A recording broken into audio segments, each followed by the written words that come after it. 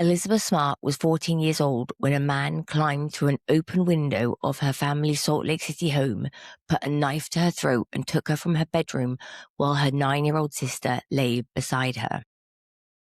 That man was Brian David Mitchell. Mitchell was raised Mormon in Salt Lake City. He and his wife, Wanda Barzee, had married in the Salt Lake Temple. Over time, Mitchell moved into more and more extreme religious beliefs. He claimed God was speaking directly to him. He declared himself a prophet and said God had commanded him to take additional wives. Mitchell had also done some handyman work at the Smart family home. He knew where Elizabeth lived, and in the early morning hours of June 5th, 2002, he took her into the mountains above Salt Lake City, where he and Wanda Barzee would hold her captive for 9 months. Mitchell assaulted her, threatened to kill her, starved her, forced her to drink alcohol, and used Mormon priesthood, continuing revelation, and the doctrine of plural marriage to justify all that he was doing. Hannah and Jess, we got away. Now we're unpacking what they won't say. Behind temple walls and cover-ups, we're pouring tea in your coffee cups. It's the post-Mormon, post-mortem, digging up what they want forgotten. Trauma, truth, and crime, yeah, we're surviving. It's post-Mormon, post-mortem. Hello, Eternal Family. Welcome to Post-Mormon Post-Mortem, the podcast where we lovingly sift through the ashes of our former faith, one bizarre belief and repressed memory at a time. We explore everything from the church's cultural weirdness and doctrinal whiplash to the deep wounds of religious trauma, Mormon true crime, and the messy, glorious road to recovery. Whether you are freshly out, years removed, or just exmo curious, this is the right place. I'm your host, Hannah. And I'm Jess. Stephen Hassan built something called the BITE model for looking at coercive control in high control groups: behavior, information, thought, emotion. Brian David Mitchell hit all four. He had Mormon priesthood, continuing revelation, plural marriage doctrine, and sealing ordinances sitting right there for him to use. Elizabeth Ann Smart was born in Salt Lake City in 1987, the second of Ed and Lois Smart's 6 children. She grew up with her 4 brothers, Charles, Andrew, Edward Jr., and William, and her younger sister, Mary Catherine. Okay, her dad, Ed, worked in real estate, and Lois was a stay-at-home mum looking after those 6 kids. The family was devoutly Mormon. Religion was the fabric of their daily life, just like it was for Jess and I. By 14, Elizabeth was quiet. She was close to her family. She was pretty innocent for her age. She played the harp. That was a big point when she was kidnapped, if you remember, because it was such a sort of unusual thing. Loved horses. She didn't wear makeup. She hadn't had a boyfriend. She said at that point in her life, she would have rather just hung out with her mum or her sister, jumping on the trampoline or being with her best friend than being with boys. Awesome. But then there's Brian David Mitchell. He was born in Salt Lake City in 1953, the third of 6 kids in a Mormon family. His mom was a school teacher, his dad a social worker. On the surface, parts of his childhood looked conventional: Cub Scouts, Little League, church, but his family life was troubled. By adulthood, Mitchell knew Mormon scripture, doctrine, ritual, and religious language extremely well. He married Wanda Barzee in the Salt Lake Temple and spent years immersed in scripture, and at one point served as a temple worker. And we will, in the next episode, next week, get much more into the upbringing and lives of Wanda and Brian. You know, as Jess said, things can look one way on the surface and underneath very, very different. Actually, you know, his dad went to BYU and he might have been qualified as a social worker, but basically his mum held the family down financially, and the dad just basically refused to work. He called it philosophizing. It was what he spent his time doing. He just philosophized. He just doesn't pay the bills, though. No, he was just a thinker of thoughts and a writer of letters to the editor. Now, so that was the home, a little snapshot of the home that Brian grew up in. Sometimes I'll call him Brian, sometimes I'll call him Mitchell. By the 1990s, Brian's religious life had moved into a more prophetic direction. He was claiming divine revelation from God, like all Mormon priesthood holders. He had a name change, like everyone who goes to the temple. He wore robes, like everyone who goes to the temple. And he said God wanted him to take multiple wives. So basically, he seems pretty mainstream Mormon to me. Moment. I mean, he did also write his own scripture, and he declared himself like the Davidic servant. Eventually, he decided that one of the extra wives that he needed to have was Elizabeth Smart. Wanda, by the way, was his third wife. When we say he married in the temple, it wasn't until he had 2 other trials and had multiple kids who he gave up for adoption after stealing them from their mum and leaving her not knowing where they were for years. It's a ride. Such a model priesthood holder. So Brian had first seen Elizabeth Smart months earlier when she was shopping in the downtown Salt Lake area with her mom. Later, when he did that handyman work at the Smart family home, it gave him, their address, and it gave him a look inside the house. And then he started preparing. Once he had prepared, on June 5th, 2002, back he came. Now, most people listening to this episode, I imagine, know the name Elizabeth Smart and know the story. When she was kidnapped in 2002, I mean, assuming that you are somewhat of a similar generation, it was a huge story. What do you remember about the story? Well, I was in like South Salt Lake, or it was like Holiday was where we lived at the time, and I had a not quite 1-year-old baby. I think she was 9 months when this happened, and it was terrifying because everybody knew that he'd come in through a window. I used to walk around at night repeatedly, making sure every window in the house was locked. But it was astonishing how pervasive. You couldn't escape the story no matter where you went. The family took out billboards. There were searchers through the canyons. There were, news broadcasts. It was in the paper every morning. And I think it just hit everybody in this really visceral way because it was like she was asleep in her bed with her sister next to her. And so it just instilled this seed of fear that I know I walked around with and all of my friends walked around with because you couldn't make sense of it. And so you didn't know, would my kid be next? Yeah, I mean, I'm sure that people who were used to leaving their windows open, but with a screen, I mean, because that's a very Closed tight. Yep. US thing, right? In the UK, we don't have screens on our windows. So the idea of leaving a window open at night is like you just wouldn't. I mean, at least the home I grew up in, my mum was super paranoid about home safety. I was living, I had kids at the time. Yeah, we were living in Hawaii, but you couldn't escape the news. Like it was front cover of People magazine. It was, for 9 months, it was really it remained a focus of the media. Elizabeth's parents wrote a book. Ed and Lois together wrote a book called Bringing Elizabeth Home after, she returned. But for this episode, we're mostly drawing on her own words and her story. She, many years later, wrote about her ordeal in her memoir, My Story. And one thing that comes through, multiple things come through again and again because I just finished reading it, so it's so fresh in my mind.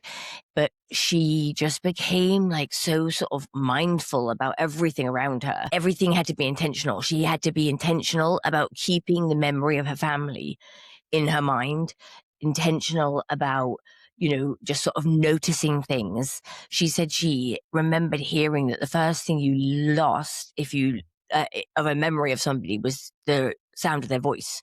You wouldn't be able to remember what they sounded like. And she was afraid that she wouldn't remember her mom's voice. And so she every day would bring it to mind. And then in her memoir, she talks about, conversely, the things from that experience that she has subsequently never been able to forget, which I just feel like a visceral response to when she talks about this thick white veil that Mitchell, made her cover her face with. She says she thinks about the cable that was tied around her ankle, just the filthiness of the camp, all of it. But we will start her story 2 days before she was kidnapped, where she made a promise to God. She said she was sitting in Sunday school with her classmates, other 14 and 15-year-olds, the Maya maids and the whatever the equivalent is for boys.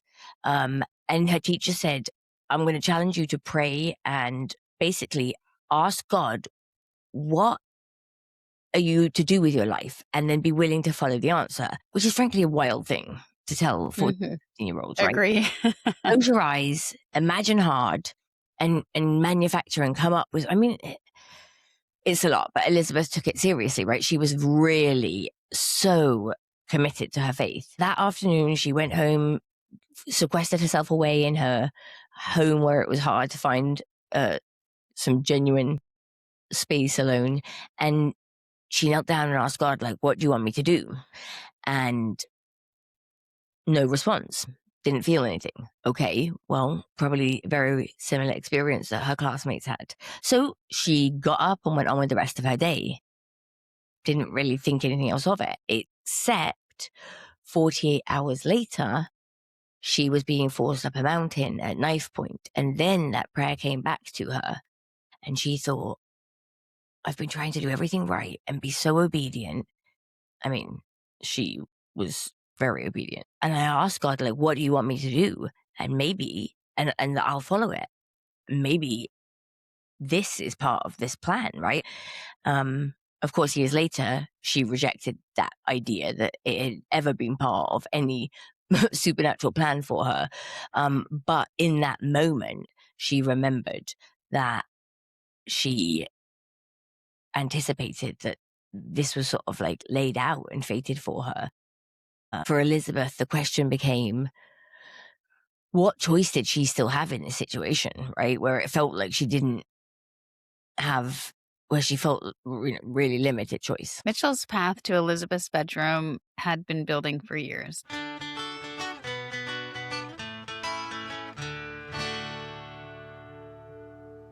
Elizabeth says she never wanted to study his life, but a legal process that dragged on for 7 years meant she ended up learning about him in detail anyway. He had a teenage conviction for exposing himself to a child. He had married 3 times and had 13 children between those marriages and stepchildren. There were repeated allegations over the years that he'd abused children. There were threats against his own family. He had spent most of his life active in the Mormon church while all of that was happening. So he knew the language, the scriptures, and the customs fluently. On the same day, the divorce from his second wife became final. He married Wanda Barzee, who had surrendered her parental rights so they could marry. Because remember, he's a child abuser. Over time, he grew more controlling and abusive. People said at first it started off like as fairly normal as a relationship like that, when you consider how it ended up, could start. So over time, he grew more controlling and abusive. He started inviting women into their plural marriage and developed an intense fascination with Satan. Probably not surprising considering the satanic panic in Utah at the time. He claimed revelation and a Davidic kingship, which we'll get into next episode. Eventually, he was cut off in relation to most of his family. Even his own mother got a temporary restraining order against him. His life got increasingly unstable. Drugs, alcohol, unemployment, homelessness, years hitchhiking around the country with Wanda, while he collected his revelations into the book of Emmanuel David Isaiah. In England, we say Isaiah, and I know in the US you say Isaiah, but I just got to go with my pronunciation. By the time Elizabeth entered his life, he'd built an entire religious world with himself as one of God's chosen servants, whose, of course, ordinary rules would not apply to. Right. Elizabeth described him as highly intelligent, calculating, selfish, angry, extremely skilled at manipulation, capable of ranting incoherently, and then going calm and rational the second it served him. He could look harmless while constantly thinking ahead, testing people, figuring out how to control them.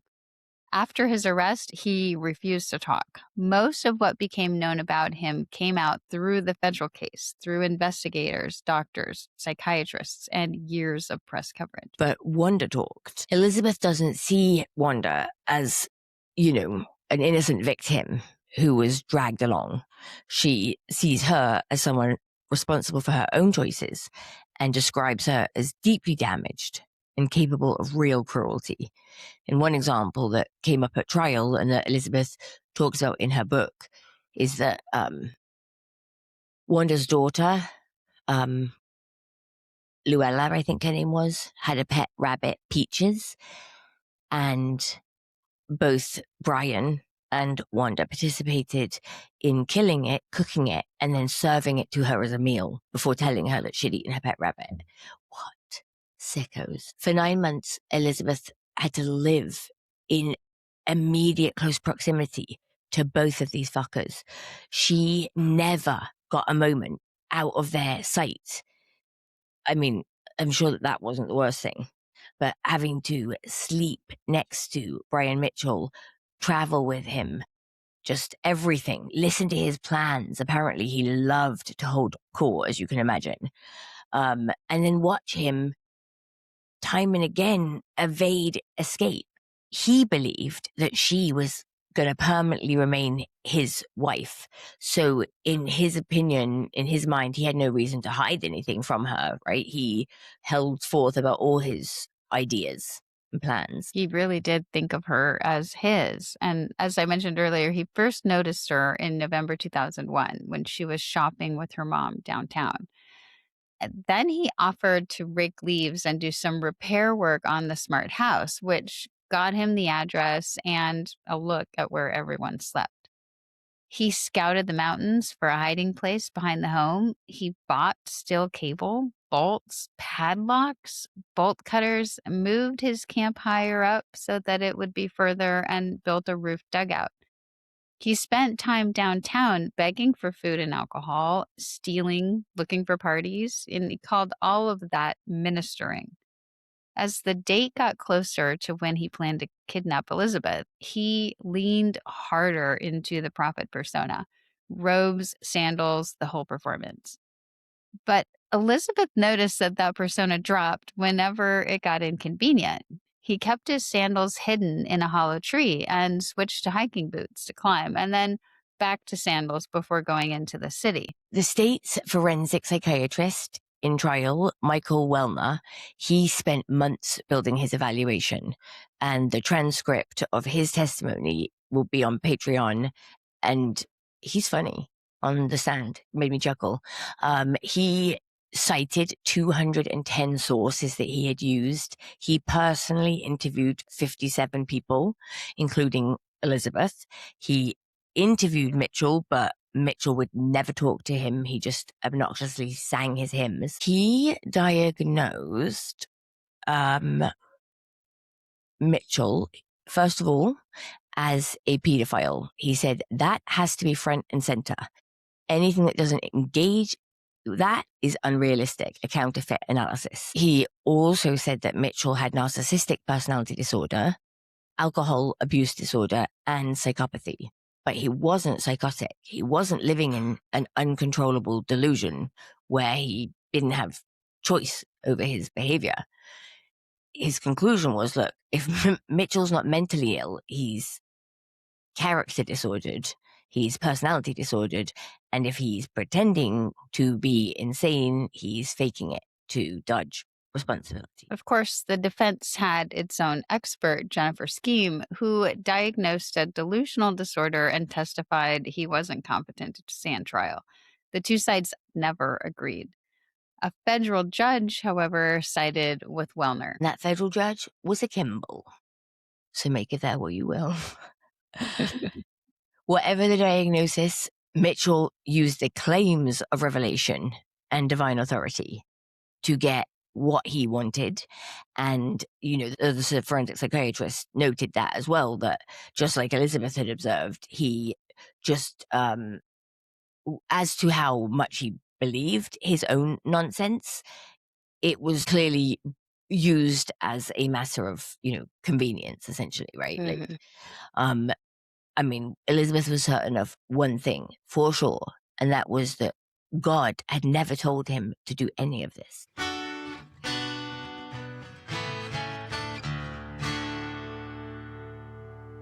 So, on the night of the kidnapping, he left his mountain camp.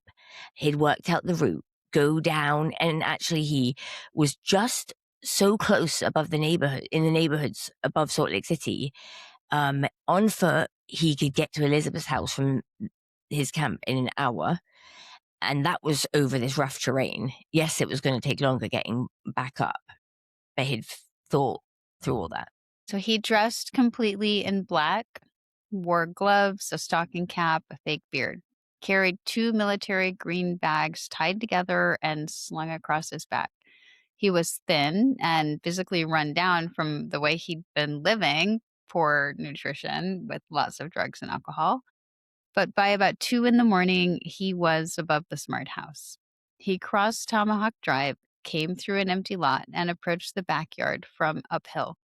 Before going down to the house, he hid his bags in the weeds. He checked the doors, and the doors were locked, so he checked the windows. Earlier that evening, Lois had burned potatoes that they had for dinner. Mary Catherine testified at trial, and it had filled the house with smoke.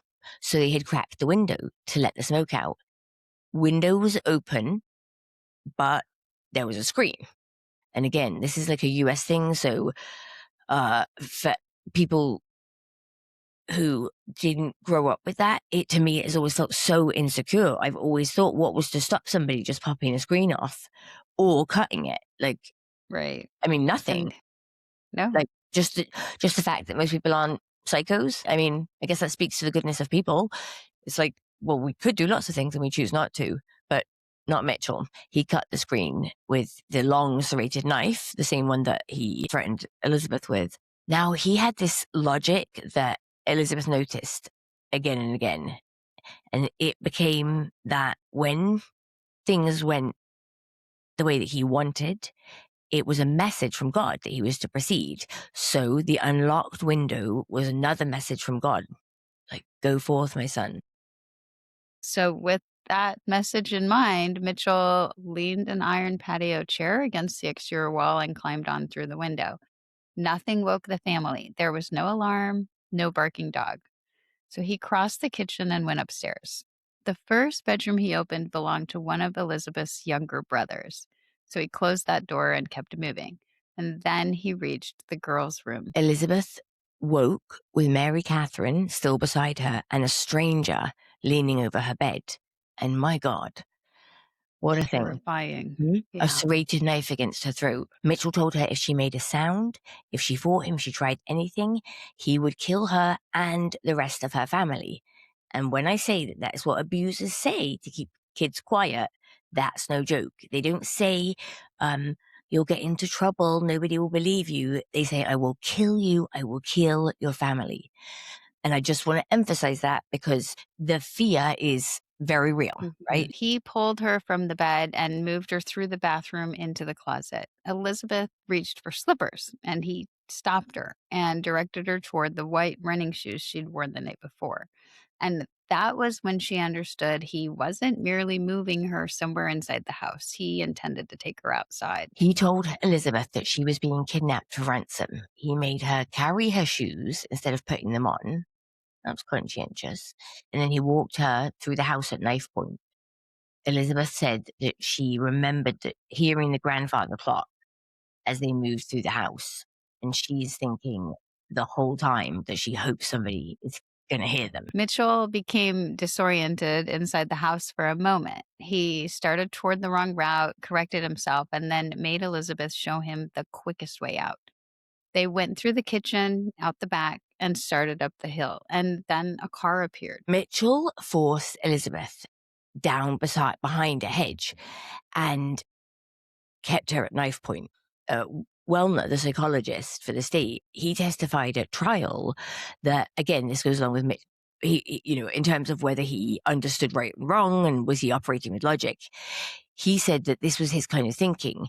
He says to Elizabeth, if this work is true that I'm doing, kidnapping her to take care of his wife, they won't see us. And then he pulls her down behind a bush, right? So it's like, yeah, no one's going to see you because you're hid, right? Because you're, behind a hedge. Yeah. And then he says, if this work is true, let them not see us. See him, there you go. It's like divinely ordained, again, with his logic. But basically, Elizabeth just watches a car go past and is, seeing any chance for escape, eluding her. So he leads her up the trail, and on the trail, Elizabeth tried talking to him. She told him she hadn't done anything to him and asked why he was taking her. She tried offering him a way out. If he let her go, maybe she could convince her dad not to press charges. If this was about money, her parents could pay. But Mitchell wasn't interested. What frightened Elizabeth was how calm he was. He understood what would happen if he was caught, and he was still doing it. Yeah, it's really clear from her account that he was perfectly in his right mind, right? He was just a massive, abusive, pedophile asshole. Like, that's what he was. She remembers the climb, being exhausted, and remembers being so thirsty, and he was swigging from his water bottle and not offering her any. She remembers praying that somehow the shrub would open up for her like it did for Moses in the Red Sea. She really was quite a religious kid. She reached a point where she was like, okay, well, he's clearly going to rape me and possibly kill me. So she said, just do it here, at least where my family won't be able to find my body. And he said, keep climbing. Before daylight fully arrived, Elizabeth was able to see enough of Mitchell to recognize him. Her mom had met him downtown, like when he was begging. She'd given him some money and her dad's number, and Ed later hired him to do work around the house. Elizabeth remembered seeing Mitchell waiting inside the front hall to be paid. And now the man her parents had tried to help was walking her into the mountains at knife point. Elizabeth reminded him that her parents had helped him. Why would he do this to people who had been kind to him? She went back to ransom. Whatever her parents could afford, they would pay. But that is not what he was interested in. He told her that his wife was waiting further up the mountain. Elizabeth was wondering, like, do they want a daughter? Well, it turns out maybe because she was required to call them mom and dad the whole time. Mitchell, again, there were constant threats. He was like, if you try to escape, if you don't obey me, I will kill Mary Catherine, or I don't have to do it myself. I have people who I can just ask to do it for me, right? And I have friends. And why would Elizabeth not believe him? She's 14. He just kidnapped her at knife point. Right? Like, it's like, if you have evidence that this guy's a bad guy who will do bad things, that's all you need, right? So of course she just remembers that she kept climbing. I wonder what the emotional experience for her was like. Yeah, it's like must feel like a death march. So Mary Catherine, who she was so worried about, had not slept through the kidnapping. Mary Catherine woke when Elizabeth moved beside her, and she saw a bearded stranger with a weapon. She watched him push Elizabeth toward the bathroom and heard enough of what he said to understand that he was threatening death. Mary Catherine stayed completely still. She had no idea whether the man had left, whether somebody else was still in the house, or whether her parents were safe. She was 9 years old and had just watched a stranger remove her sister from their locked house. Now, when she testified at trial, she was 18, and she had just finished like her second semester at BYU. Totally different girl than the 9-year-old in that bedroom. And she talked about how terrified she was. She said she lay there. She counted the grandfather clock strike twice. She basically was too terrified to get out of bed, as you can imagine, right? She just lay there in absolute terror. And then she mustered the courage. One time she got the courage to go and wake her parents, and she said she saw two people in white, and she ran back to her bed. Now, I mean, I don't think there were people in the house, but she was in that state of mind. That frenzied, terrified Yeah, place. exactly. Yeah. Elizabeth was kidnapped around 2. Around 4, she aroused her parents, said someone had taken Elizabeth. The police came. Elizabeth's dad was immediately, under suspicion because statistics. That's right. Too Yeah. common, unfortunately. Exactly. But whatever you think about polygraphs and the accuracy or inaccuracy thereof, what he did was just essentially like rule himself out of suspicion so that He did try. Yeah. it's like, just rule me out so that we can move on and you can be looking in the right direction.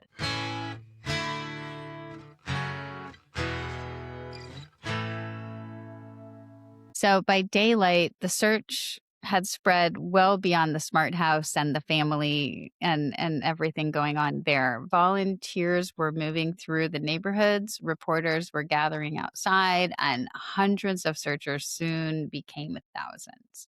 Bloodhounds were brought in from Montana. Helicopters searched the mountains. Elizabeth's face appeared on posters across Utah and then across the country, and the reward eventually climbed up to $250,000. The police initially focused on a man called Richard Ricci.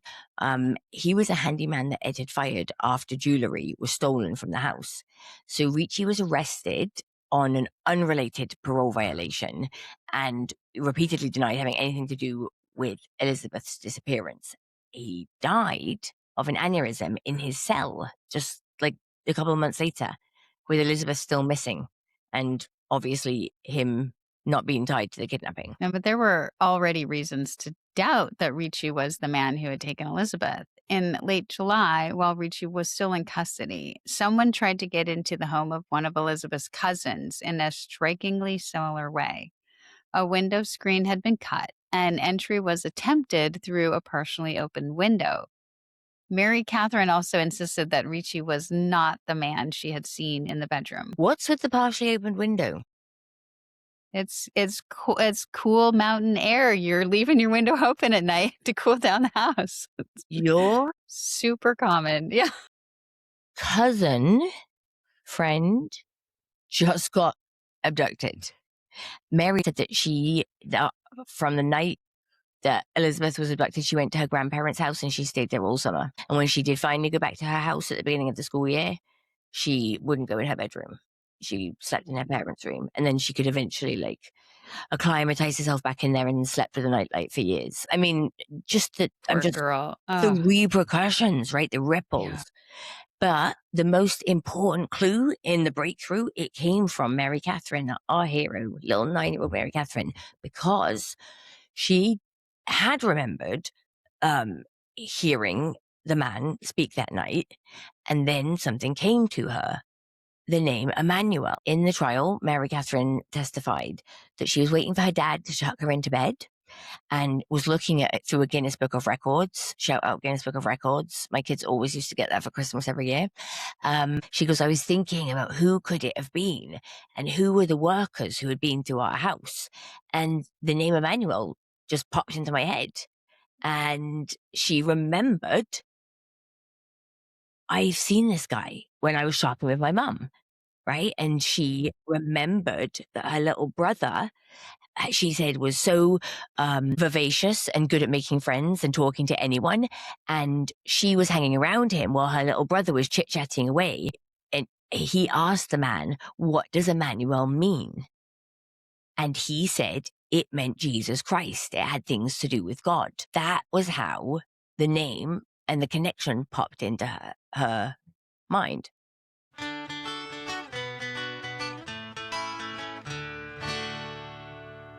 But going back to Elizabeth's ordeal that night, she had to climb nearly all night to reach that camp. And by morning, the red silk pajamas she was wearing had become a liability for Mitchell.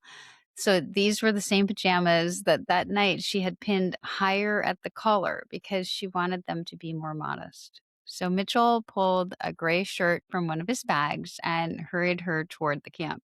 And as they got closer to the camp, he called out, Hepzibah. And Elizabeth hears a woman's voice answer, Emmanuel. And that woman was Wanda Barzee. Elizabeth remembers that Wanda came towards her and embraced her, which gross. She led her to a tent, sat her down in a bucket and washed her feet. They've obviously planned this whole stupid ritual. And then she tells Elizabeth to take off her pajamas. Elizabeth refuses. No, thank you. I already showered the night before. And then Wanda called out to Mitchell, is it okay if Elizabeth leaves her pajamas on? And he said, yes.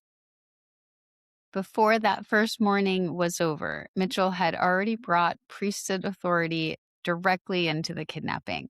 He placed his hands on Elizabeth's head and gave her what he called a blessing. He used her real name. He spoke about members of her family, including her grandfather and father.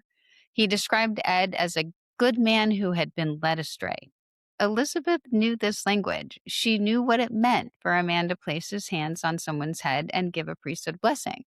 And now Brian Mitchell was doing it while holding her captive. She says that later she understood that he was manipulating her. She also said it worked. She was 14, terrified, exhausted, cut off from her family. And Mitchell knew her religious world and language and all the rituals involved with it. He told her that he was sealing her to him as one of his plural wives, and that God and angels were witnessing the ceremony. When it was over, Mitchell left the tent and Elizabeth began crying. Elizabeth's daily ordeal was basically being raped 1 to 4 times a day for 9 months. She remembers getting to a point of wondering, is her family still thinking about her? Are they still looking for her? Are they missing her? Is anybody close by? Where are the police, right? She started contemplating what is going to happen if I seriously don't make it out of here. And she knew, even at 14, that she hadn't chosen any of what Mitchell had done to her, but she still felt ashamed. She'd grown up in a Mormon world where sexual purity carried enormous weight. And at 14, she was already wondering what people would think of her for being raped. How would they see her? Would her friends avoid her? Would people think she was ruined? Would her family still see her as the same Elizabeth? And so all of those thoughts meant she cried herself to sleep. And she said she never slept deeply in the conditions that she was living in. She was still aware of the ground beneath her, the dirty bedding, and the physical pain. After, that first, fitful, painful sleep, she wakes up in about an hour to find Brian Mitchell kneeling over her using a crimping tool to fasten a steel cable around her ankle. He called her Shir Jashub and told her the restraint was there to remove temptation to disobey. The cable made something clear to Elizabeth. Mitchell had prepared for her to stay. He and Barzee had washed her, given her different clothes, performed the supposed sealing, and now were physically securing her to the camp. Up until that point, Elizabeth had believed he might kill her. And now she had to consider this other possibility. What if he intended to keep her there indefinitely? What if this was her life now? She has this moment, and it's kind of like Viktor Frankl in Man's Search for Meaning, when he talks about being in the concentration camps and coming to a place of existential choice, right? Right. Oh, you can do all these things to me. You can take away my freedom. You can imprison me. You can take away my clothes. You can strip me naked. You can beat me. You can starve me. But you literally cannot choose my attitude, my feelings, my values, what is internal. I will always sort of have the sovereignty and control over that. And she had this very similar moment where, things sort of that her parents had said stuck with her. And ultimately she was like, Brian Mitchell can't change the love that I have waiting at home for me. She'd been wondering, would her family reject her after she'd been repeatedly raped? And she reasoned through, no, they have no evidence that my parents would do that. They are loving, and Brian Mitchell couldn't change that. He couldn't. And as you said, that mattered, having that inside to carry, even though it was small, given this, the situation, having that small sliver of, I know I'm loved, I know I have something to get back to, really mattered to Elizabeth. Because what Brian Mitchell had done to her didn't change her place in her family. And that is, as Hannah said, when she made a decision to survive, however long it took to get through this ordeal. If nobody found her and she couldn't escape, well, maybe she could outlive Mitchell and Wanda, right? Maybe she could do it for 20 years or 30 years. And at What a thought. 14, 30 years is a terrible thought, right? But at least in her mind, it meant that captivity would have an end point. So someday they would die. And if she could stay alive, she could still go home. Yeah, and so she was like, basically like, I've just got to set out to survive. Whatever I need to do to survive this, to stay literally just keep my life intact, then I'll do that. I'll get through. So Mitchell and Wanda were, as Hannah said, always close enough to watch her. They saw where she ate, slept, went to the bathroom, and this oppressive visibility wasn't enough. They started assigning Elizabeth a new identity. And so this new name that he had given Elizabeth, Shir Jashub, it folded in neatly to this religious family that Mitchell had invented for himself and for Wanda. Yeah, they all had the same last name, Isaiah or Isaiah. He was Emmanuel Isaiah, Hepzibah Isaiah. And then the name that she was given is a boy's name. It's a man's name. It's the name of one of Isaiah's sons. And so she does object to that eventually. Mitchell told Elizabeth that she's his second wife, but she's Wanda's handmaiden. And that's probably how he sold Wanda on the idea. I would think so. Yeah. Because Elizabeth learned that what that meant was to be his wife, he had sexual access to her, but to be Wanda's handmaiden, she was expected to just serve and obey her. And again, Elizabeth was like, okay, whatever it takes to survive. I'll do it all. But then Mitchell tells Elizabeth what he had planned for the next morning. He said all three of them would be naked together, like Adam and Eve. And he described sexual acts he intended to perform with Wanda in front of her. So poor Elizabeth spent the rest of that day crying. I want to know what acts. All of it just makes me sick. Honestly, I know. So he would take this great pleasure, as so many abusers do, in violating Elizabeth's innocence, right? He knew what was shocking, in her culture. And he knew that, just she was sheltered by virtue of her religious upbringing. And then even within Mormonism, she acknowledges that she was still pretty childlike. And Mitchell, knowing the importance of sexual purity and how much emphasis, as you suggest, is put on that, Spencer W. Kimball wrote in The Miracle of Forgiveness that parents would rather see their children in the grave than unchaste. Yeah. So not.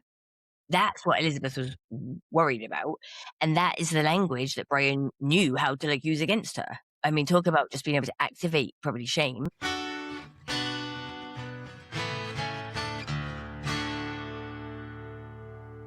Yeah. And to kind of make it worse and harder for her and unsettle her even more, like he told Elizabeth that she needed to, quote, descend beneath all things. And so in Mitchell's theology, that meant that God could require alcohol, drugs, pornography, or sex abuse. And if Elizabeth recoiled, then it was proof that she still had further to fall. She still needed to move farther away from those teachings and that Mormon upbringing. Yeah. So Elizabeth worked out that what God commanded through revelation just rather conveniently happened to coincide with whatever Mitchell wanted to do. He would get a revelation, and sometimes he would be really reluctant and hesitant. He wouldn't want to do it, but it would be the mantle, the burden of a prophet. So she learned to compartmentalize, like, okay, I can go along with this, pretend to buy into this, right? Again, survival. Mm-hmm. It's all about survival. Survive. Yeah. Mitchell constantly talked about what he believed was coming. He said the world would end within about 15 years. He would have 7 young virgin wives who could bear his children, learn to love him, and eventually testify that he was God's chosen servant. When the Antichrist took control of the temple and the world, Mitchell imagined emerging with that family to establish his authority. Yeah, he had a big boner for fighting the Antichrist. It was going to happen. He told Elizabeth that he had selected her as his second wife the first time he saw her. And important, I would think, for trial in terms of how competent you are And knowing right from calculated wrong. he was. Yeah. Exactly. Yeah, because you said, like, he wasn't anticipating that Elizabeth was going to be testifying against him. Against But him. all Right. the planning and the gathering of the equipment and convincing Wanda that it was the time was right that he, took another wife, it was clear that he was using these religious justifications to abduct someone because he wanted to. He said the kidnapping was rescuing Elizabeth from a corrupt church and a corrupt world. But Elizabeth wanted to go back to that corruptness. Yeah. She wanted that wife that had been taken from her. So Elizabeth, she's 14. She worried about college. And when she said as much, Brian Mitchell told her the wilderness was her university now. God would educate her better there. He wanted to erase her old name. Shirjashub Isaiah would permanently replace Elizabeth Smart as far as he was concerned. Elizabeth pushed back, and this is Johanna alluded to this. Shirjashub was a man's name, and she knew that. So she asked for Elizabeth as a middle name, and of course Mitchell refused. Anne, her middle name, was also deemed too close to her old identity. So Elizabeth chose Esther, a queen that she associated with strength and courage, and another E. And that name she was allowed. So for months, that's what she went by. Emmanuel and Hepzibah called her Esther, and Elizabeth counted that as a win. A win that I'm sure she desperately needed. A small win, exactly. Yeah. So going back to our narrative, on the 3rd day of captivity, Mitchell was outside reading from his own religious writing when Elizabeth heard a voice farther down the canyon calling her name. Yeah, this would be such an impactful moment. Elizabeth hears her uncle calling her, and she's immediately torn between responding, right? Answering or staying silent. And obviously Awful. afterwards, it was Yeah. only that she was able to say, I heard you that one time calling for me. Mitchell immediately put Elizabeth at knife point, and he said, like, if you call and your uncle comes up here to this camp, I'm just going to kill him because chances are he's probably going to wander up by himself.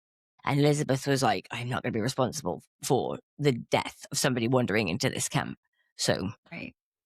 she made a choice accordingly. So Elizabeth couldn't see whoever was below them, and the canyon was steep and heavily wooded. So she had no idea whether there was a direct route to the camp or whether the man who she thought was her uncle was alone. For a moment, though, Elizabeth imagined a whole group of searchers surrounding the camp. So enough people that Mitchell couldn't overpower them. A rescue that happened without her deciding to decide whether to call out and risk, her being hurt or killed or someone else. But because she could only hear that one voice, she stayed quiet. But it's interesting to, play a thought experiment and imagine what coulda, woulda, might have been, right? Like, Right. it wasn't until obviously subsequently that they were able to connect and she was able to share how close they had been. But she remembers that was Devastating. the 3rd day of them searching for her. She remembers that night she cried herself to sleep, and then her mum remembers that a few miles away she did the same.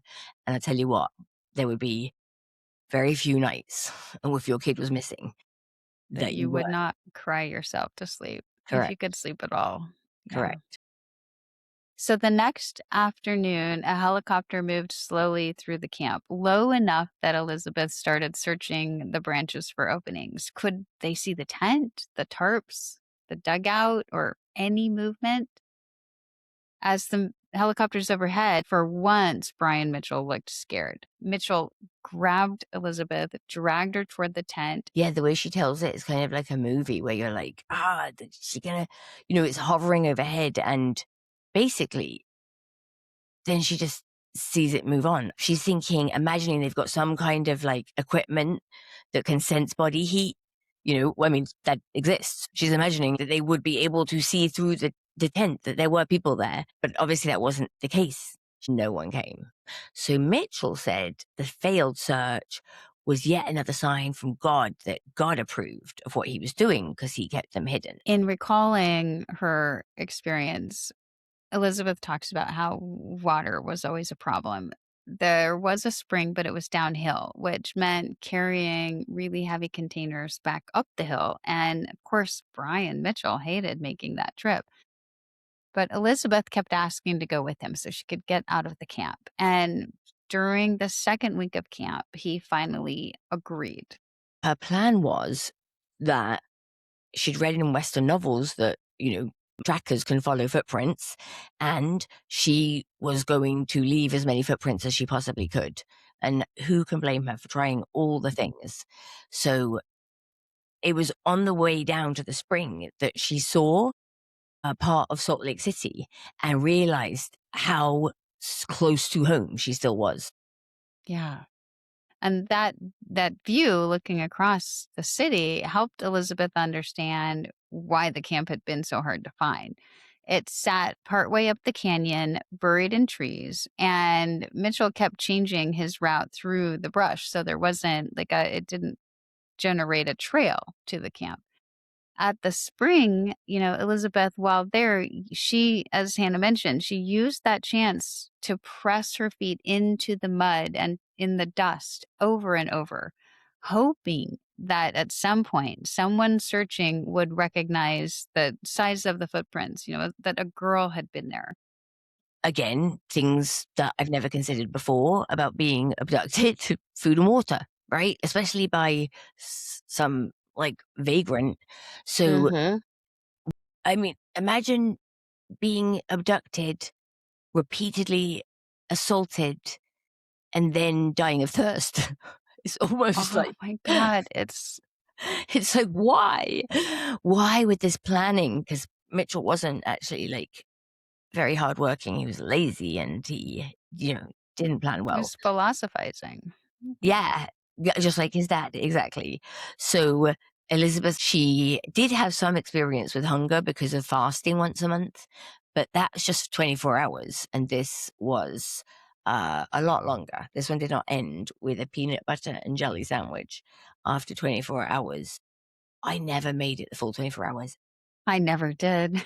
Ever. My parents used to go just do 2 meals. It was basically you got up on Sunday and you didn't eat breakfast or lunch.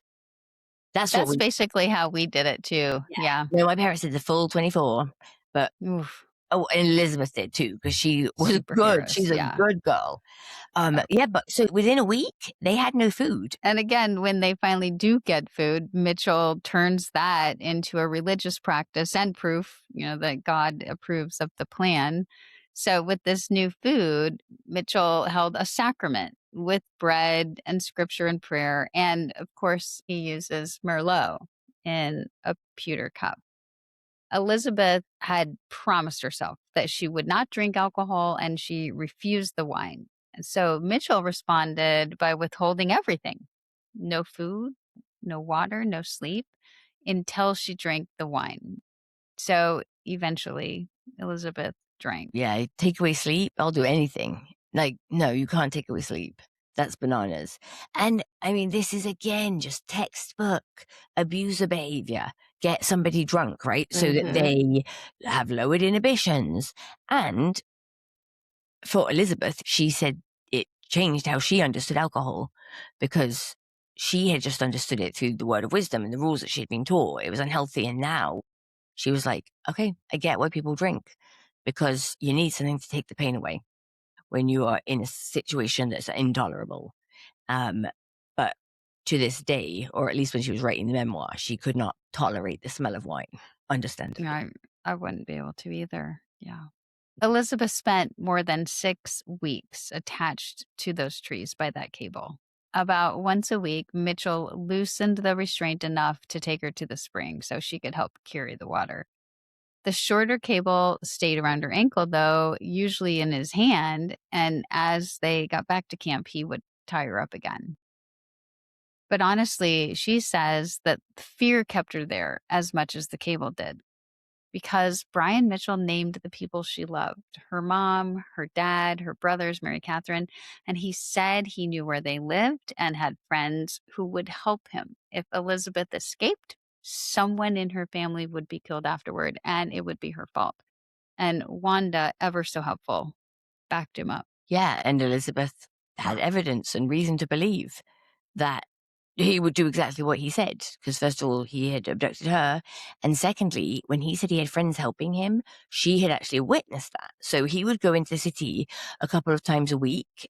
He never had any money, but he would come back with food, alcohol, and drugs. So what she observed was that he just had grifter friends who like worked in a grocery store, and he would, load up on groceries and only get charged for like 2 avocados or something. So basically, he would beg for change, and it could buy a little bit of food with that, and the rest of it was just manipulating people, actually getting help from people. But him naming her family, she believed it. The other thing was, she said the blessing that he gave her, he named her name, right? He knew her name. She didn't tell him that. And when she asked for Anne to be her name, he said no in a way that made her know that he knew that was her middle name. She says Anne innocuously. Anne? Nope, not Anne. Got to be far removed from your former life.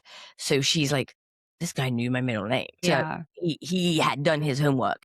Really scary. So she's afraid of him. And he's in his right mind. Yeah. All that to prove, again, He knows what he's doing. Right. And he starts forcing her to drink more, makes her smoke cigarettes and occasionally weed. So his reasoning to her is always the same. She had to descend beneath all things.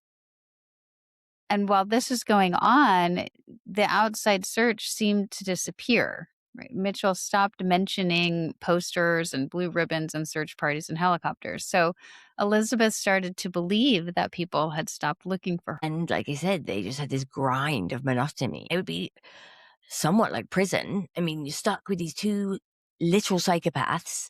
And she said morning started with religion. Wanda chose the songs, followed by scriptures, and then Mitchell's own prophetic scriptural writing. And his prayers could last 45 minutes with her on her knees the whole time. One memorable sort of indication of his mindset is that one day she said he tried to kiss her and she bit his tongue, and he told her, if you ever do that again, I'll stop having sex with you and you'll be miserable. And she I don't think realized, she realized that that's supposed to be a threat. Yeah. She's like, he genuinely thinks that him withdrawing sex from me would make me unhappy. Well, it would make Wanda unhappy, and that's probably why he was extrapolating to her. Wild. It's so wild. I mean, these two, Mitchell and Barzee, were in their own world. They had their own religious canon, which they called the 7 Diamonds plus 1. So that canon included the Bible, the Book of Mormon, the Doctrine and Covenants, Abraham Gilead's The Book of Isaiah, Rick Joyner's The Final Quest, Betty Eadie's Embraced by the Light, C. Samuel West's A Golden 7 plus 1, and of course, Mitchell's own Book of Emmanuel, David, Isaiah. We will talk more about those books next week and how it informed their thinking. At the trial, a BYU religion studies professor called Daniel Peterson testified about the scripture that Brian had written. He said it's totally unoriginal. It's trite and it's hackneyed. No, he said it Like something else we know. exactly, Yeah. exactly. Well, I thought the same thing. He goes, it borrows really heavily from the Bible and the Book of Mormon and Mormon hymns and Betty Eadie's near-death experience. So basically, there's nothing original in it. He said it was like a student assembling a term paper from other people's material. And Jess, like you said, I too thought of Joseph Smith, but then I thought he did at least make up like the Nephites and the Lamanites and all those That's names and fair. characters, All Like, those fun names of pretend I mean, historical figures. he did do the work with bringing some originality in. Okay, fair enough. We'll give Take it where Joseph it's credit due. where credit is due. Yeah. But this goes further from, their canon. Mitchell kept a binder of blessings and claimed revelations, including that one commanding him to take 7 wives. It said nothing, however, about those wives being children. Mitchell later admitted he preferred girls because they were easier to control. Wanda kept her own journal about their travels and beliefs and sometimes read it when Mitchell wasn't talking. Elizabeth tried to talk about her own family whenever she could. It helped keep them real to her. But eventually, Brian Mitchell told her he was tired of hearing about them. Her old life was over. She needed to accept the one he had created for her. These tiresome people. She remembers an experience where water was so absent. I was going to say low. It was low, but then it was gone. And Mitchell just kept refusing to go and get more water, which, oh, how frustrating, even though she was begging him. And she said, like, it was to the point of her throat being painfully dry. Anyway, she wakes up in the night. I'm so curious about this experience and how it transpired and her perspective on it, but this is how she recalls it. She found this full cup of cold water next to her, and she's just like, where did this come from? Her captors were both asleep, and anyway, like, where did it come from? Even if one, I mean, even if one of them Right. had got it for her, like, how could they have? And she said the temperature it wasn't like it had been, sitting around. It was cold, according to her. And she basically took it as a miracle. She had grown up with these Mormon pioneer stories, right? And she remembered hearing about how when the saints were crossing the plains, this little girl's shoes wore out. And then when she woke up, there was a pair of new shoes, like, outside her wagon for her, and no one knew where they had come from. So things like that to Elizabeth were just like part of, the way that God looks after his children. And she took it as a sign that God knew where she was. He was like, he had not forgotten her. Girl. I know, Yeah. seriously. I would be praying my head off in that situation. I'd be like, dear God, who I don't believe in, but this feels really good. But I need something. Yeah, I need a lifeline. And if I can create it through this, I will. 100%.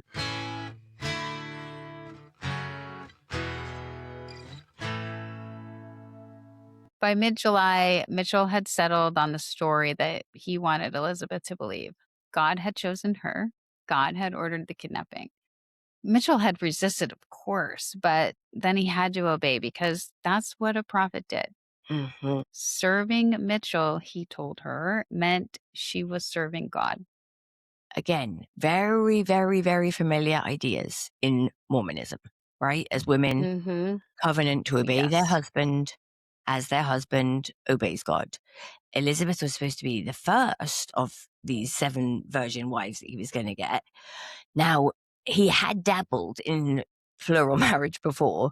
He had a revelation that he was going to have an African American wife, and he met this woman called Kelly, who fit the bill. And apparently, Kelly was happy to be with Mitchell, but not Wanda. She wasn't so into the idea of having that first wife situation. And Wanda was like, the only way that she was sold on this is that she was going to be the senior wife. Okay, as if the younger wives wouldn't immediately replace you, right? Like, Right. the idea that the So hierarchy crazy. of attention and power and control goes that way, like, no. Yeah, but Mitchell was like, you're the senior wife. Mother in Zion was the title that she was given. And so, as Mother of Zion, she exercised her veto power and told him to end the relationship. But he didn't, because he's a cheater. So he kept seeing Kelly. Wanda eventually found out about it. He said, well, it's God's will. So they went to invite Kelly to come up to their like mountain arrangement as a man and wife, but they found Kelly with another man, and that put end to that plan. Well, but so after that, Mitchell increasingly focused on young Mormon girls that he considered pure and much easier to shape. Before Elizabeth, he'd followed one girl onto a bus, and she noticed. And at the last possible moment, she jumped off and left him stuck inside as the bus pulled away. Smart girl. Yeah. And then Elizabeth accidentally gave Mitchell another target. While he was complaining about the restraining order that his mother had got against him, he talked about the neighborhood that she lived in. And Elizabeth mentioned that she had a cousin, Olivia, who lived in the same neighborhood. And she said for once, Mitchell didn't shut her down talking about her family like he usually did. So she really enjoyed being able to talk about Olivia's yellow house, the tree swing in the front yard, the tree house and the pear tree, the games they used to play. It just felt good to talk about someone, that she loved. And the whole time, Mitchell is just accumulating the information. Right. The next morning, he announces that God wanted Olivia as his next wife. And thanks for telling me about the yellow house, right? Yeah. Thanks for giving me all those answers. Terrible. As Elizabeth felt sick. She believed and I really understood that she had given him the idea. And then she had another thought that she hated. Part of her wanted Olivia there because she was desperate to not be alone. Maybe two girls could escape where one couldn't. And of course, she felt guilty immediately. You'd be like, please don't come back with my cousin. Ooh, what if you came back with my cousin? Yeah. That's terrible. I mean, she was just put in such a inhumane position. Right, because she can't help having that thought, having that feeling, right? That's human. Mhm. It's human. So July 24th in Utah is a big holiday, Pioneer Day. I would say it rivals 4th of July in terms of celebration. Oh my gosh, I would say growing up, it was more important Yeah. than the 4th of July. Yeah. That was my actual instinct, but I didn't really ever. You didn't grow up in Utah. I didn't grow up in So- Utah, but I did live in Utah, and I always was in Idaho in the summers. That's why I was like, how did I never go to any Pioneer Day things? Okay, yeah, so it's a big It deal. is. I have been to a couple back in the day, but it is a massive Mhm. celebration, which is exactly why he picked it, because he figured I'll abduct a girl on this day, less chance of me getting caught. And again, he acted like God was forcing this terrible duty on him, Joseph Smith. And Elizabeth could see that he was actually delighted and excited. So Elizabeth spent the day praying that he would fail. And as the hours passed, Elizabeth started hoping that he'd been arrested. Then she remembered he had the key to the cable around her ankle. If police arrested him and Wanda left, Elizabeth would stay chained to those trees until she died. Well, she never had to find out, because the next morning No. she hears Mitchell singing on the trail. He was big into song. Apparently, though, God changed the plan. He thought the plan was that he needed to get Olivia, but nope, Olivia is no longer the chosen wife, because what had happened was he had stolen beer, gone and pissed on someone's lawn, hidden near his mother's house because it was in the same neighborhood. Then he'd gone to Olivia's. He had found a cracked window, as just said, right? Like, this attempt was made. He cut the screen, just like he had at Elizabeth's house. But fortunately, on this go, he knocked something off the windowsill and it broke. So he waited and tried again and knocked something else down. So this time, people inside the house reacted. Lights come on and he has to run. So Olivia is safe and he never tried to get her again.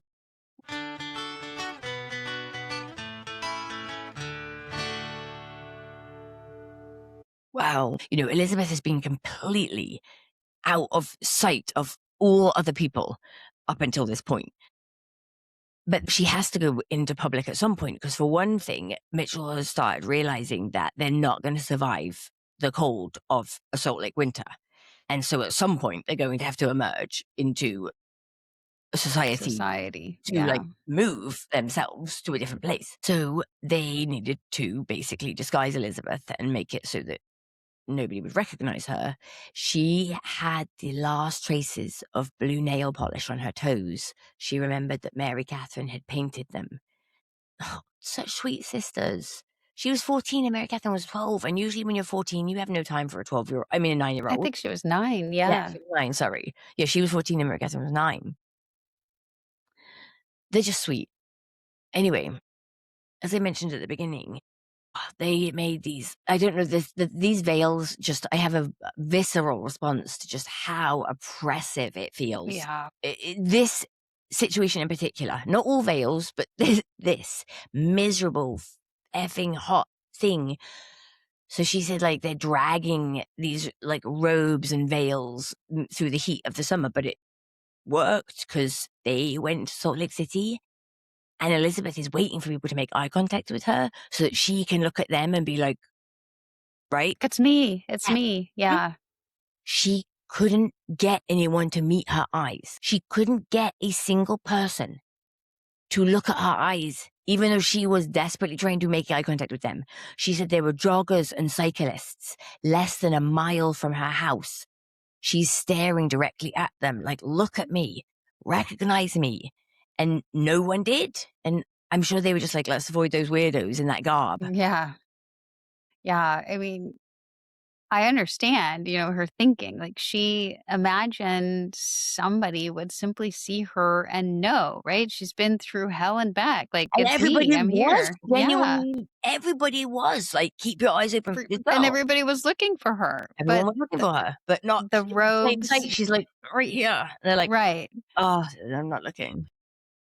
Yeah. Yeah. The disguise, as you said, it worked. The robes and the veils. And then, of course, Mitchell's wild appearance made people give him all the space they needed. In fact, I remember this was post grad school for me.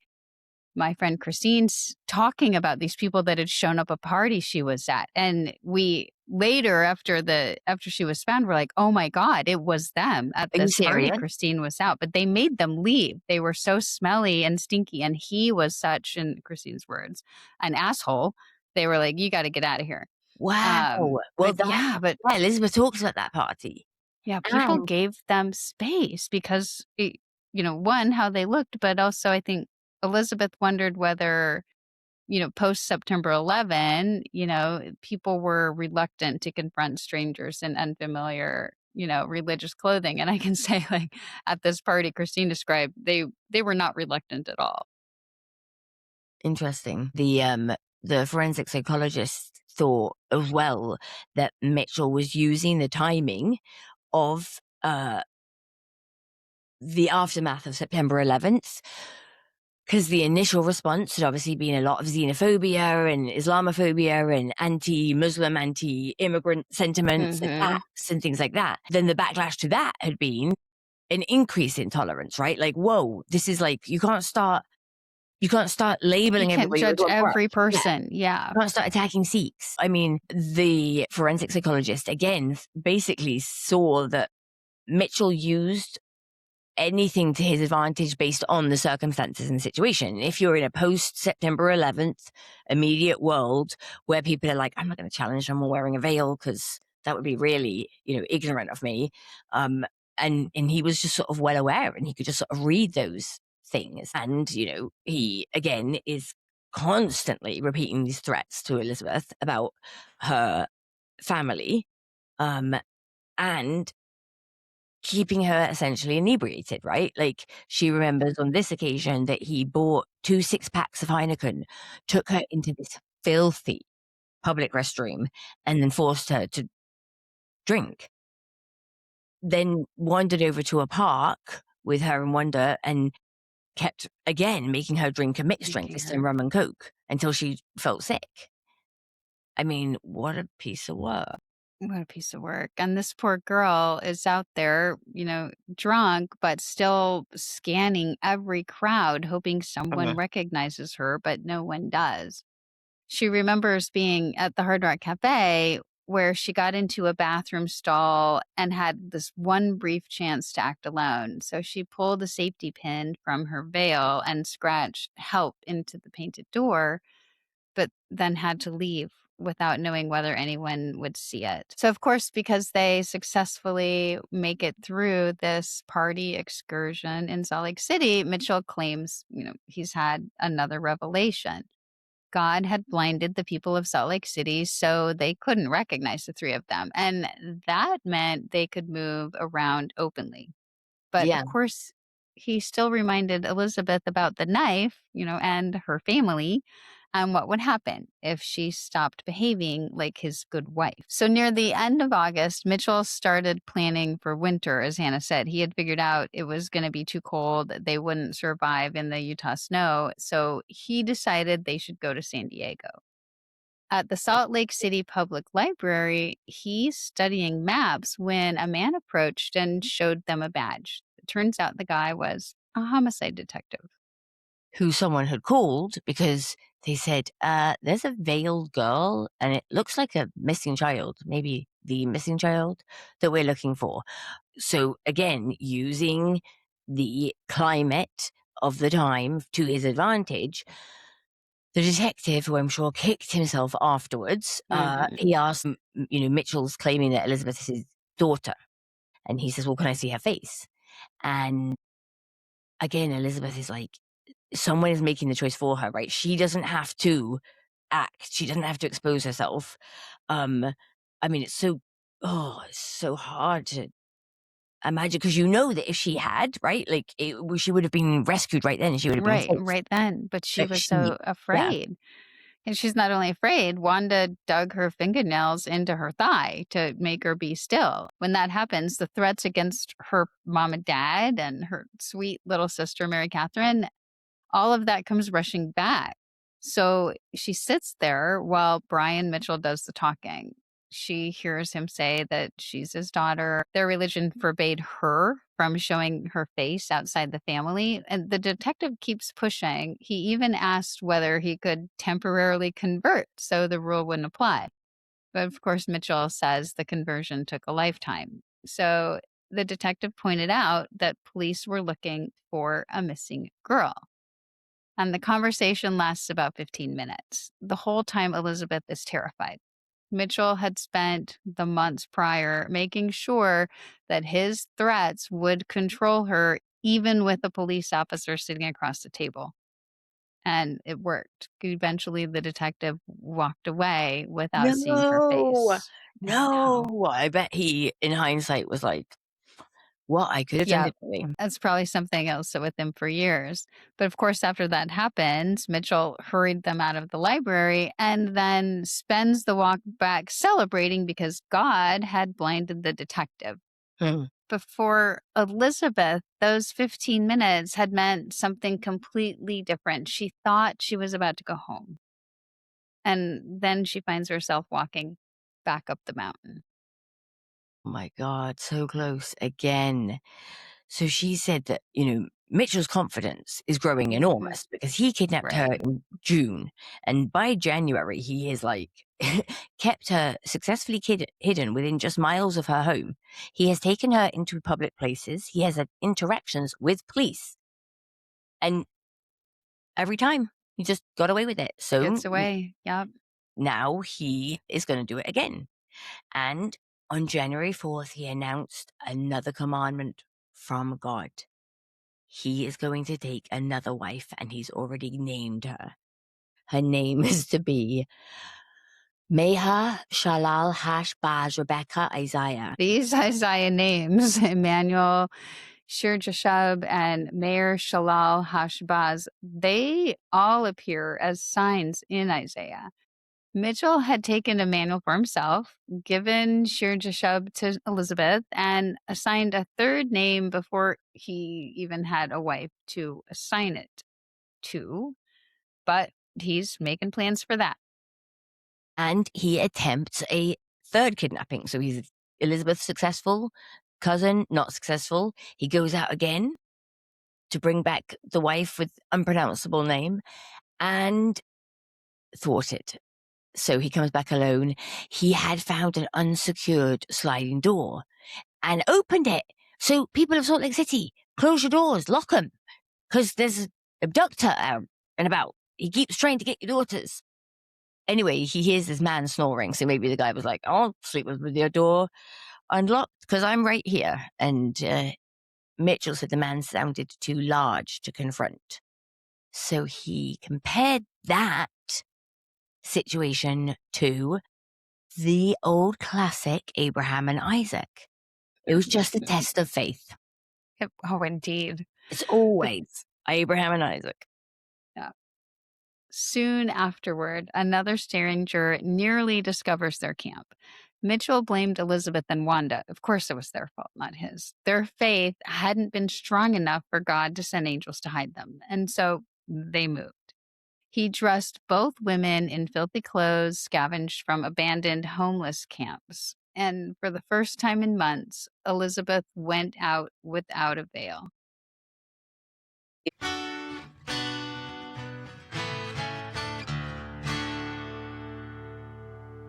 In San Diego, Mitchell found a new camp for them to be hidden away in. Here, home sweet home. And there was this cave nearby, and he had Elizabeth go in and explore it, like a chimney sweep. And she found a pair of old boots, a belt, and a porno mag. So, wouldn't you know that the magazine, Mitchell decided, was a message from God. And the fact that Elizabeth was disgusted by the pictures in it meant she hadn't descended far enough. So he forced her to absorb the images. He said, "Look, these women are flowering open to you." And then he raped her. And that was their first day in the new camp. And I'm not trying to be glib. I'm just like so disgusted. That poor girl. By February, Mitchell and Wanda were fighting openly. During one argument, Wanda held a kitchen knife against her wrist before Mitchell took it away. And then Wanda left and stayed away all night. When she returned the next afternoon, she said that Satan and his followers had surrounded and tortured her, sending pain from her feet through her entire body. And who's going to say he didn't? Who's going to say? She said, right? You can't tell me Satan didn't torture me. She said this was proof that her place in heaven was secure, kind of like the second anointing. So that meant she no longer had to obey Mitchell. And maybe she didn't have to obey God's commandments either. Mila is joining the podcast temporarily. Yay! Hi, Mila. She said that Mitchell was failing to act like the Davidic king that he was called to be and failing to honor her as mother of Zion. So the fighting starts again. It does. So Mitchell, the coward that he is, eventually took his money pouch and disappeared. A day passes, then another. No Mitchell, no food, and eventually no water. So again, Elizabeth suffers through this terrible thirst. Her tongue swelled, her throat dried out, and standing made her heart race. She remembered the unexplained cup of water from months before and prayed for help. And then it rained. Elizabeth and Wanda drank until it hurt, and Mitchell still didn't return. Wow. You make it through this ordeal, and then it could be hunger that finishes you off. She said by the 7th day, they were so hungry that they were reading recipes. And then they hear singing, oh my God. Oh, Mitchell coming up the trail. That would just be enough to make me commit homicide. Yeah. He did have KFC with him though. So, I mean, kill him first, then eat the chicken. He had spent the week in jail.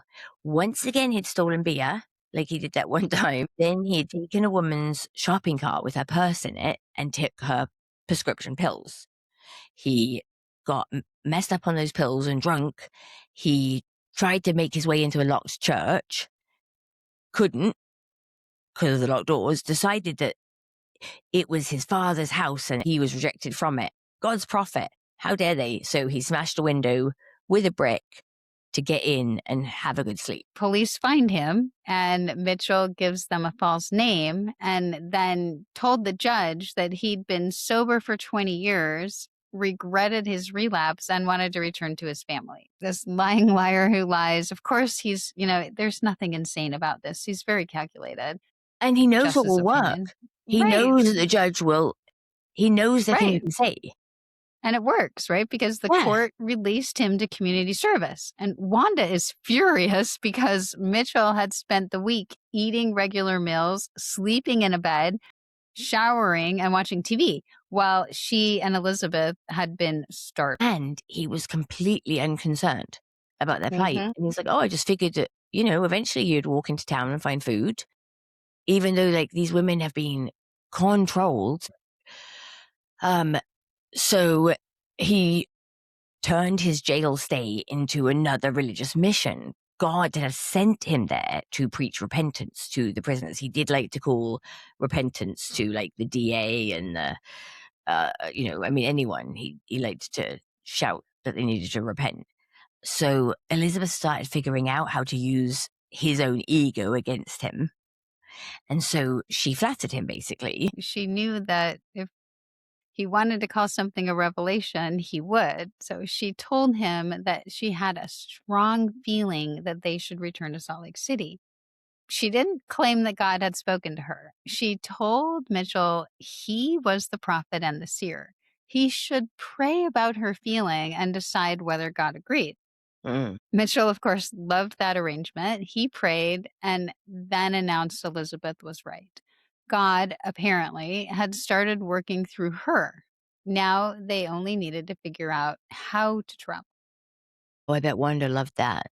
So, she was supremely jealous of Elizabeth, with good reason. Right. At one point, Mitchell decided that they had like a sex calendar that he created. And first of all, that they were going to alternate days. He was going to be with Elizabeth on one day and Wanda on the other day. And then he just immediately basically like tossed it out the window, and it was like, oh, forget it. Like, I just want to be with Elizabeth the whole time. So This young girl. yeah, exactly. So they had no money. Therefore, bus and train and car are out. They couldn't buy a plane ticket with their no money, and they also had no ID. So Elizabeth suggested hitchhiking. And again, she was hoping that she would be recognized. It increased her odds of making, somebody making contact. So she said, well, you guys have hitchhiked all over the country because they were, nomadic. But I've grown up all sheltered and I haven't had that experience. And maybe that's part of the worldly experience that I still need, being all degraded and such. And so it worked, and Mitchell gave in that they were going to go back to Utah via hitchhiking. But the first problem they had was Elizabeth's beautiful blonde hair. Mitchell wanted to cut it short and dye it, and she refused, and she was prepared to fight him over it. But fortunately for her, Wanda objected too. She said a woman's hair was her crown. So Mitchell settled for a wig. Look, the patriarchy served her in this situation. She's got to save her hair. So they buy this cheap wig at the dollar store of all places. And I mean, talk about a conspicuous Right. dyes, right? Green tinted sunglasses, a cheap grey wig, and then oversized clothes from a homeless camp.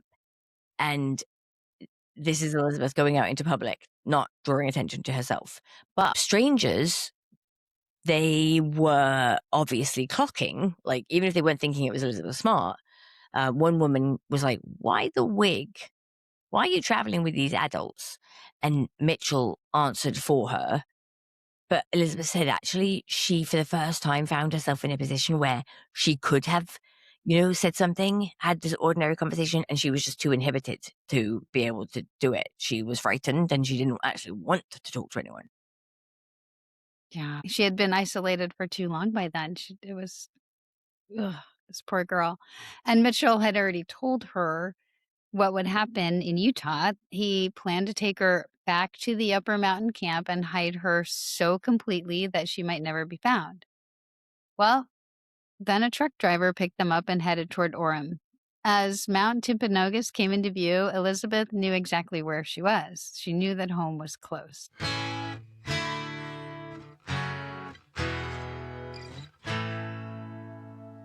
Mount Timpanogos, what a hike. It So is.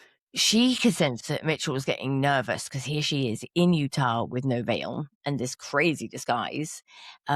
They make it to Orem, and on State Street, Mitchell goes into a Walmart and steals a pair of hiking boots. Comes back out, walks a couple blocks, and then a police patrol car pulls up beside him. And then another. And then a third one blocks their path. It turns out that two people had called the police within about a minute of each other.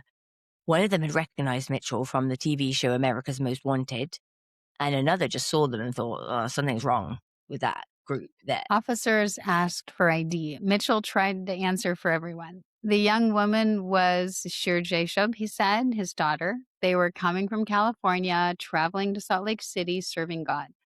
But one officer insisted on hearing from Elizabeth herself. So another managed to separate her from Mitchell enough to speak to her directly. He asked her name, and she still couldn't say it. The 9 months of threats against her family were still working. Then he asked whether she was Elizabeth Smart. So they had basically sussed out by this point that she could not answer freely in front of Mitchell. So they just, maneuvered her away from him. And as you said, Jess, like just straight out asked her, are you Elizabeth Smart? And she's just so hard to imagine, she said 9 months of, of wondering. And then he said, your family misses you. They love you and they want you home. And,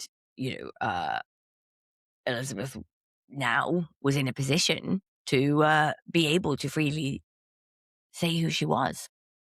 Yeah, there were enough officers Crazy. there that she felt safe. Amazing story. Yeah.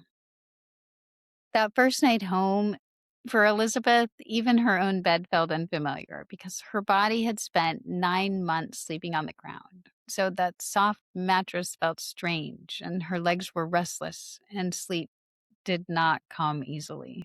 Yeah, she said that she lay there thinking about that now she had food, clean water, a safe temperature, clean body, nobody forcing alcohol on her or making her look at pornography or raping her. And her family was there. There's a photo of her with her parents, and it must be like the very first photo that the press got after they were reunited. But Elizabeth's obviously like in clean clothes and showered. And she has this French braid in her hair that I just couldn't, stop looking at, because I realized like there's no way her mum didn't do that, right? Like, Right. No way she didn't. Yeah. yeah, Just take care of her daughter. yeah, she'd been afraid, like, I'm going to have to keep them alive in my head so that I don't forget them. And then, I Yeah, they are. I think that, again, her parents seem like genuinely good people. They do.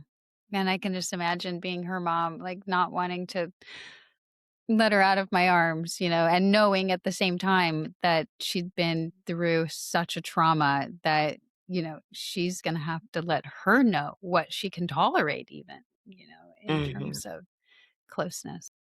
So in November 2010, almost 8 years after her rescue, Elizabeth saw Brian David Mitchell again. By then, she had finished high school, studied music performance at BYU. She'd dated, traveled, and returned to the life she missed: skiing, camping, and horseback riding. She was also then serving a Mormon mission to Paris. Partway through that 18-month mission, she returned to Utah to testify against him. Mitchell had spent the years since Elizabeth's rescue in custody, where his behavior obviously became the central question of the trial. Oh my God, just so annoying. If he thinks that this is what insanity looks like, I don't think, he understands well that you don't just sing constantly and claim that God speaks to you after 8 years of delays. 8 years to get to trial. How does that even happen? the federal trial finally started. I think he thought that he was going to, keep acting like a Looney Tune forever and eventually they wouldn't. Yeah. But I thank think, goodness yep, they I think saw you're right. through it. I Yeah. think he thought that he would just get released with no Mm-hmm. consequences. I mean, it had happened so many other times. Why not think that? Exactly. So Elizabeth entered the courthouse through a back entrance with members of her family and a good friend from her mission, Katie Lund. And when she did, the courtroom was packed. Before Mitchell even entered, Elizabeth could hear him singing. When he finally came in, she watched him closely and he wouldn't look at her. Now, Elizabeth said that there was one exchange that stayed with her in particular. The forensic psychologist for the defense, Stephen Golding, testified that Mitchell was not able to distinguish right from wrong. On cross-examination, the prosecutors challenged that conclusion because she pointed to the psychiatric evaluations, multiple, that said Mitchell did understand the difference. For Elizabeth, the important question was whether Mitchell understood what he was doing, right? This for her was, well, and for the state, I guess, but she had spent 9 months watching him lie, threaten, plan, improvise, maneuver, change explanations, manipulate, do whatever it took to suit him, to get to his advantage. And sitting in that courtroom, you just have to hope and pray that the jury sees the same thing that you see. And she believed they're starting to see him for who he She really did. is. Well, and then psychiatrist Paul Whitehead testified from Wanda Barzee's journals. So the defense had subpoenaed the journals. Whitehead testified that Mitchell wanted children specifically with Elizabeth as part of his imagined Zion and what he described as a new race. Mitchell and Wanda had both pressured Elizabeth about having children. During captivity, Elizabeth had even selected a possible name in case she became pregnant. One day during trial, Mitchell had one of his dramatic episodes. As I said, he had to be removed from the court because he refused to stop singing. And on this occasion, he managed to quiet himself, but then shook uncontrollably and seized all over the ground, moaning and foaming at the mouth. His attorneys were gathered around him, probably genuinely concerned, because I'd be like, if this guy's faking, No, that's this is new, right? problem. Whatever this is a problem, right? So yeah, he got taken out by paramedics on a stretcher. I'll put the photo right up here. But as they are wheeling him out of the courtroom, the shaking stops. He's not so smart. And Mitchell turned his head, looked directly at Elizabeth. And after 8 years of avoiding her gaze, there he is, looking right at her. Elizabeth said she looked right back at him and held his eyes until they took him out, because she didn't do anything wrong. She did not. Wanda Barzee was sentenced in May 2010. She got 15 years in federal prison, plus a concurrent Utah sentence for the attempted kidnapping of Elizabeth's cousin. Brian David Mitchell was sentenced in May 2011. Life in prison, no parole. Now, Elizabeth went on to become president of the Elizabeth Smart Foundation, which is focused on child abduction prevention, survivor support, and legislation. She helped develop a guide for young survivors called You're Not Alone. And when she was on her mission in Paris, she met a fellow missionary, Matthew Gilmore. They married in the Hawaiian temple in February 2012, and they are still married to this day. I can happily report. That is the story of Elizabeth Smart's captivity. Next week, we will talk more about who were really Brian Mitchell and Wanda Barzee, and what kind of families did they come from? What shaped them to be the people that they were? We appreciate you being here. And if you would like to support the show, we would be so grateful. Leaving a review is genuinely the best thing you can do to help other people find us. It is. And Jess, before we go, I am so sorry for what I said when I was Mormon. I am so sorry for what I said when I was Mormon too.